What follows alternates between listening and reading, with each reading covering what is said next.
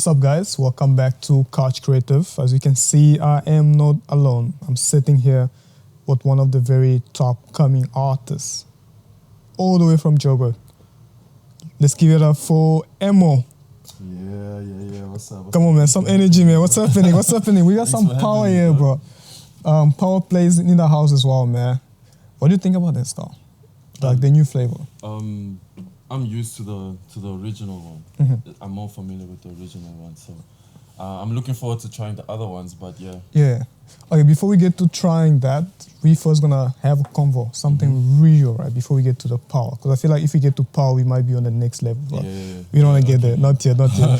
So, Emo, man, how's it going, bro? Yeah, I'm all good, bro. Yeah. I'm loving it out here, dog. Nah, good to see you, man. Good to see you, bro. I still remember the first time when I met you, dog, I was like, we just had a chat. It was just like a very small convo, but we got into music very fast. And I was that's interesting, bro. And that's how we sort of like connected.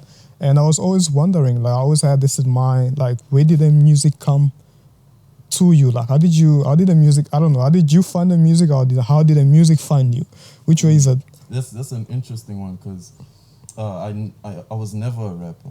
I was never into music. I used to dance, like pop and lock. Really? Yeah. Yo, like, crazy. I can still dance. Like, Okay. Yeah. So the music inspiration came from my cousin, EJCPT. So he was the one like making music. So at that time it was more like a shift.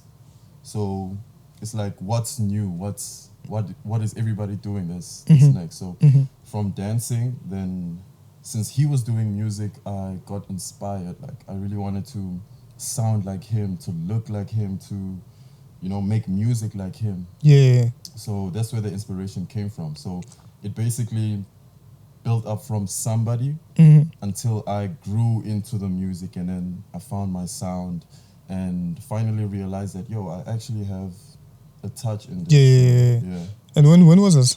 This was, I'd say in like grade 8.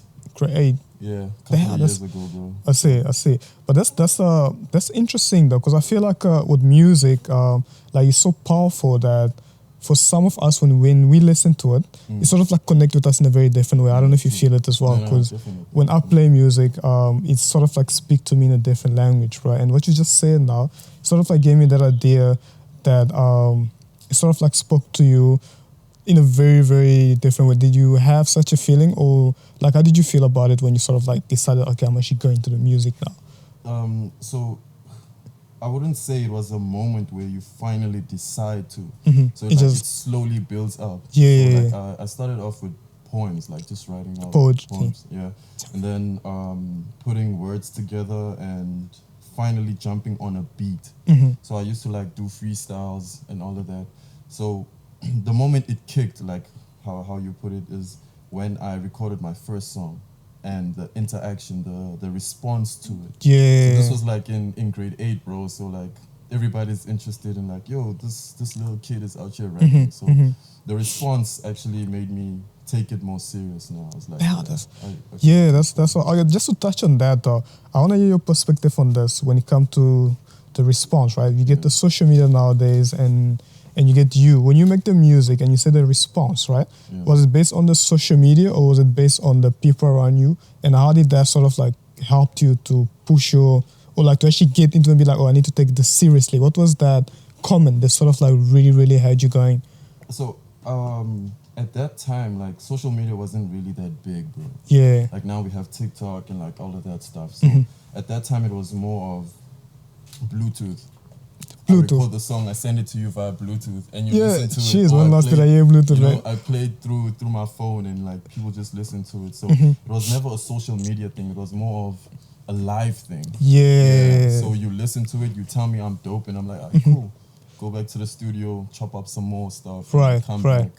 And which one is better? Like, just based on your experience, like the live thing and the social media? Because I feel like nowadays with social media, like you get a lot of artists that sort of like faking it, and then you get many people that will comment and be like, oh, this is top. And here's the crazy part, right? People literally comment with the fire emoji, right? So regardless of anything that you do, it's a fire emoji. And for me, that feels like you don't really get the real interaction with people. People are not really honest, right? Yeah, true. So if you had to look back, right, compared to the Bluetooth and the social media now, which one do you really think is more effective and better, basically? Like, That's a good question actually, yeah. because it's dope now Mm-hmm. because you can like you have reach now, so you Yeah. can like spread out some more. But then back then it felt more real.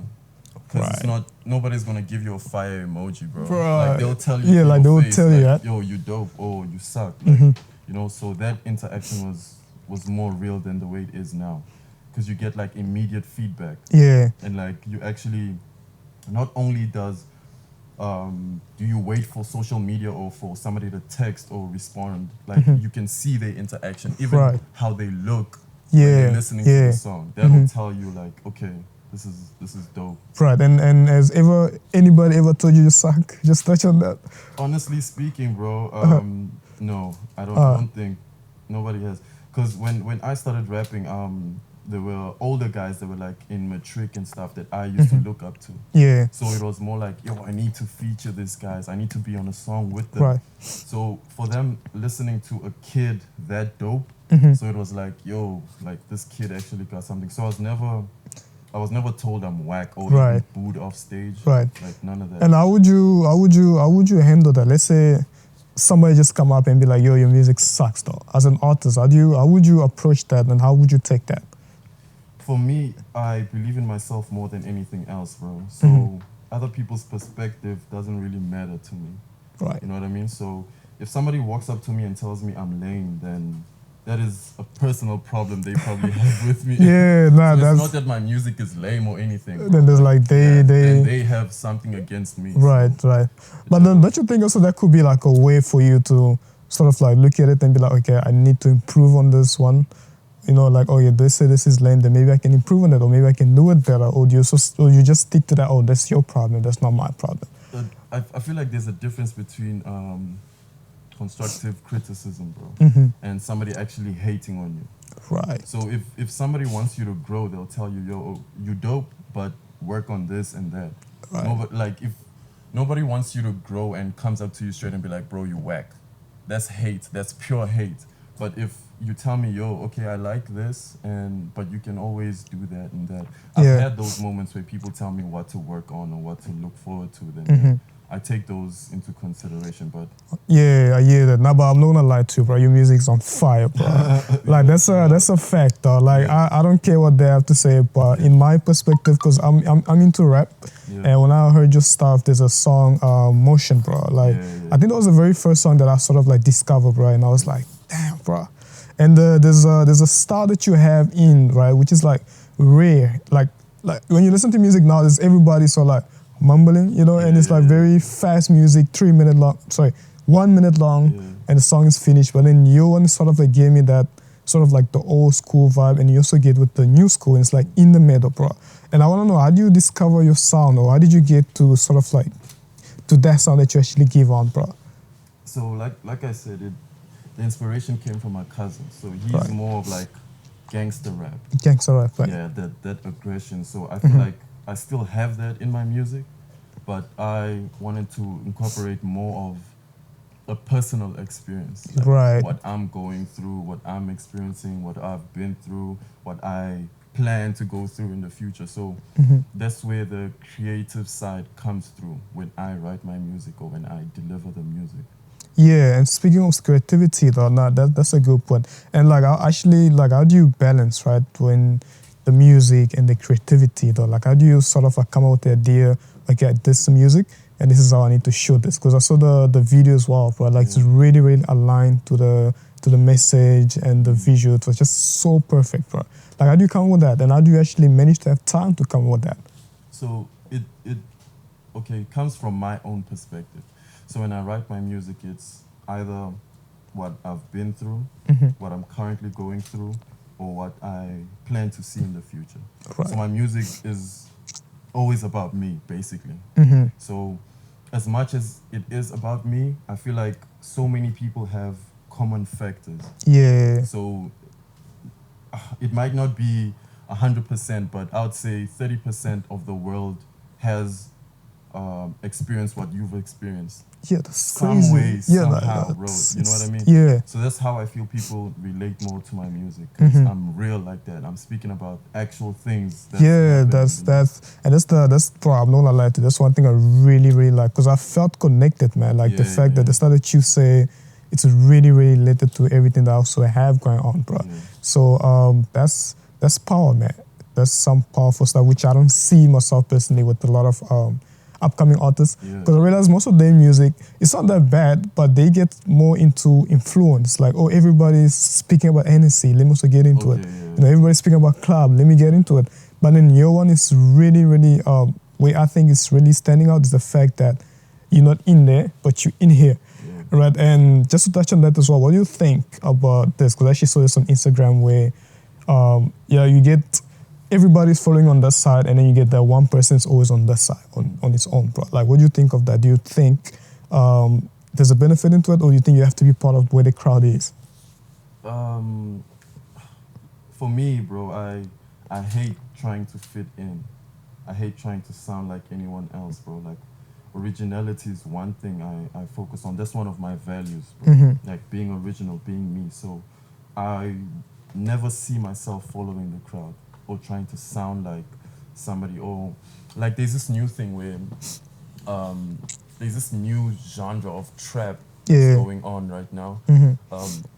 And so many people are jumping into that. Like, I've seen people that I looked up to that rap, break character just to fit in that space. So for me, that's it's good. Like, you know, you're trying something new, but I don't see it from a perspective of trying something new. I feel like everybody just wants the cloud. Yeah. You know what I mean? So they're moving away from the original sound into trying to fit in. So for me, that's never the case with me. I never want to fit in. I love being different, bro. Right. That's awesome, man. And do you think TikTok sort of like plays a big role in that? Yeah, definitely, bro. Like, a lot of people now have a bigger audience, or their career looks more promising because of TikTok. So TikTok does play an important role. Depends on how you use it. Eh? Yeah, see. All right, guys, we're gonna hit a quick break, and we'll be back. We on the couch with Emo and some power play. Welcome back, and this power play is still here, man. This thing is amazing, though. Like, we're gonna get back to it, bro. There is a saying, right? I don't know. I think Shakespeare said this once. I'm not really too good with Shakespeare, but I heard it somewhere, and he says that we were all born artists, but then some of us grew out of it, something like that. Do you think that's true, though? What do you mean? Like, we all born artists. Literally, everybody that's born is an artist. Is a creative. But then for some reason, when we get older, not everybody makes it as an artist. Yeah, I'd like to believe that. Yeah. And then it's only a few that actually like harness that. Right. You know, that art in them. Yeah, I really believe that. That does sound true. And from my perspective, it's like, it depends on what happens in your life that activates that. They activate that. And what do you think is the cause of that? Like, the cause of that stop the creativity, or that stops you from growing as an artist? Do you think it's a parent, or do you think it's a culture, or do you think it's a background, or do you think that's to do more with yourself? I mean, everything plays a role, bro. It could be your parents that kill your dreams. Like, because as much as we have parents, they have their own idea or where they see us, you know, in the future. So sometimes your own family can kill your dream, and then you end up like, you know, pushing it aside because you take in so much of that negativity, and then you leave the art side of things and like focus on whatever. I mean, like, it could be anything, bro. Like, the only way to discover is by actually doing something. You eventually figure out, yo, I can draw, yo, I can sing, like, yo, I can, you know? Right. And to touch on that, right? To touch on your growth, right? Yeah. When it comes to YouTube, right, you start with 1 view, and then you get 2 view, and then you are now on 100,000K, right? And I want to know, how did you get there, though? Yo, and how do you celebrate that? This actually interesting, bro. So, what got me to the 100K is the consistency, bro. Right. I keep pushing. I'm also like about to hit 1,000 subscribers. Damn, bro. Because the Yo, crazy thing, let's give it up, man. Like, yo, that's not easy, though. You too, guys. Right. So, with me, I'm my own manager. Damn. I am my own promoter. I do everything myself, bro. Shit. Don't tell me you do the editing yourself as well. Bro, For I real? swear to you. Yo, mate. The only thing I get somebody else to do is hold the camera. Shit.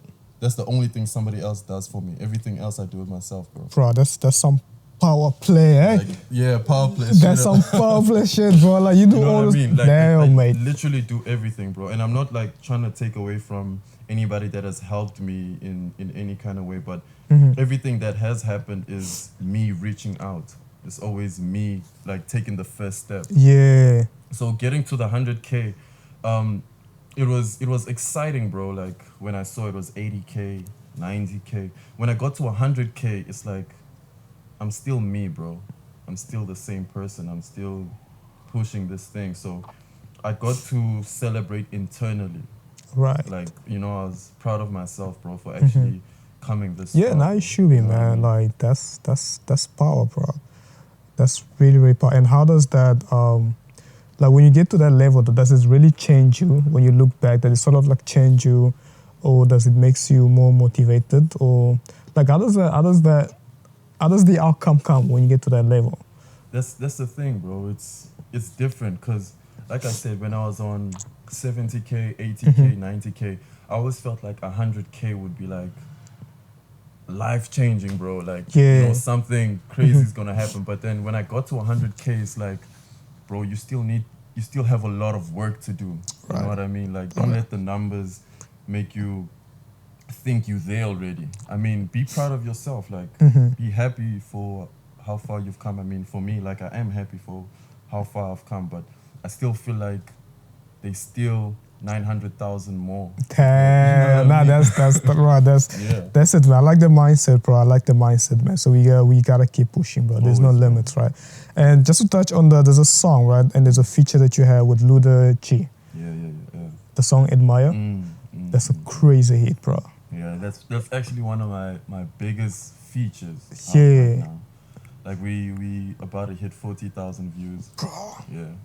You know, when you said these numbers, bro, and when I think of the fact that you actually do all this thing on your own, it's crazy, bro. Yeah, bro. Like that's why, like, for me, it's not even a thing of. I don't look at music like a career, bro. I don't look at it like. I see it more of like a passion, bro. I'm in love with this thing so much, bro. Like even one view makes me super excited, bro. Damn, like that's it's not about power. the numbers, bro. I don't care about the numbers, bro. Like that doesn't mean anything. The fact that I can wake up every day and do this thing, bro. That's what matters to me the most, dog. Damn, that's another power play, Jen. Yeah, some So, power like, coming out, bro. The more work you put in, it's like the law of average, bro. Yeah. The more you put in, the more you get out of it. Shout out, power play, bro. For sure. And how did you guys sort of like come up with that, with the idea of the song Admire You and You Ligy? How was the process coming up with that? Crazy. So a friend of mine, he owns like a clothing brand, Rich Boy. Shout out to Rich Boy also, bro. Love you, bro. Shout out. Yeah. So he knows You Ligy like that, and when I met Rich Boy, like we were going through a few artists that kind of have a similar sound, not exactly the same sound, but like the same vision. And when we hit him up, he's like, cool, bro. So we traveled all the way to Pau for that feature. So we spent like the whole day there. Like we worked on like 2 other songs though. But yeah, it was kind of complicated, bro. Like that's why I say like the devil is always at work, bro. You know what I mean? Yeah, like, what you mean by that, dog? like there's okay, I wouldn't put it like that, but then like the universe will always give you reasons or show you why you shouldn't do it. So now you need to fight that by all means, bro. Like it's a war between yourself and the universe, bro. Shit, like like they say, the world is your oyster, bro. Like everything you want is there for you, but you need to actually reach out and grab it, bro. Damn, man, that's You know what power, I mean? bro. So Like that that's process was wonderful, dog. Like, also learned a lot. Like, this guy is younger than me. Like, shout out to You Ligy, bro. Much love to You Ligy. And the amount of game he gave me, bro. Like, that also made me realize that age is just a number, bro. Like, the fact that you are alive means you have so much more to learn, bro. bro, for real, You know man. what I mean? There's one thing that Kanye once said, bro. He was like, "We are all young people, bro," and it's like, and that was very powerful because if you think about it, we're literally all young people, bro. Like the fact that you're all alive, you are young. Exactly. That's Like, crazy. Because if you have a think lot to about how learn. people died so many years ago, and it's like, bro.